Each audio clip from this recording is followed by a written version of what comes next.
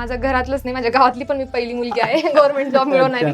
Result सगळ्यांचाच येतो, फक्त थोडा वेळ द्या, स्वतःला वेळ द्या, स्वतः खूप म्हणजे तुम्ही कुठे कमी पडताय हे बघा. माझ्या घरच्यांनी पण मला बोलले, इव्हन माझं महावितरणमध्ये झाल्यावर पप्पा असं पण म्हणले ठीक आहे आता इथे स्टॉप कर, कारण मला अभ्यास करायचा होता, पुढे एक्झाम क्रॅक करायच्या होत्या.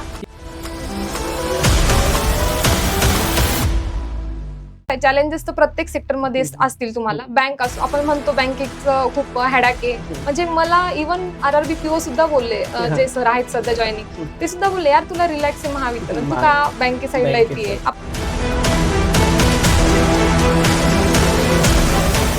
पण म्हणतो जसं म्हणजे घरून अभ्यास होईल, पण हे जे इन्व्हायरमेंट असतं ना, जिथं हे संभाजीनगरला कॉम्पिटेटिव्ह एक्झाम मध्ये म्हणजे त्या सेक्टरमध्ये जे बघायला भेटतं ना त्या एरियामध्ये, हे आपण घरी नाही होत. शेवटी घरचे तर समाजात राहत असतात, त्यांना पण समाजाचं म्हणजे ऐकावंच लागतं. तुम्ही 2-3 वर्ष 3-4 वर्ष जर बँकिंग सेक्टरला देताय तर तुम्ही असं चॅप्टर स्किप नाही केले पाहिजे. सॅटर्डे संडे सर कधी सुट्टी असती तर मेहंदीची ऑर्डर वगैरे घ्यायची, तर त्यामुळे माझं असं होतं की मी रात्री 3-4 पण वाजले तर मी होमवर्क त्याच दिवशी कम्प्लीट करायची.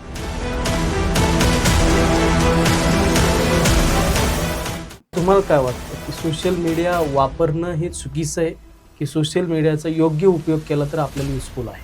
तर मला वाटतं डिस्कशन पण केलं पाहिजे, आणि मी एक नॅशनल लेवलच्या सरांना पण फॉलो केलं, आणि तुम्ही 1-2 सोर्स तर वापरलेच पाहिजे.